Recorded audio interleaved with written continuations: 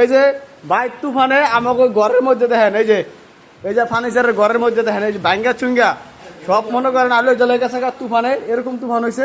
এই যে আমরা কাজ করতেছি এইগুলা মনে করেন বৃষ্টির পানিতে ঘরের ভিতরে কি একটা অবস্থা, যন্ত্রপাতি সব ভিজে গেছে, সব করে গেছে এই অবস্থা। আর আমার চেহারার অবস্থা কি মনে দেখেন, একবারে পুরো মনে করেন কি কম বাংলা ভূতেছে না, বাংলা ভূত হয়ে গেছি। মানে খুব বাজে একটা অবস্থা হয়েছে, আর খুব মানে ভয়ঙ্কর বাতাস ছিল। বাতাস একটু কমছে, বৃষ্টিও প্রচুর বাইরে, আমি দেখা যাচ্ছি পুরোটা। এই দেখেন এই প্রচুর বাতাস দেখছেন, বাতাসে ঘরের ভিতরে বোঝা যেতেছে কিরকম বাতাস, মানে তাকান যেতে খারান যেতে পারতেছে না,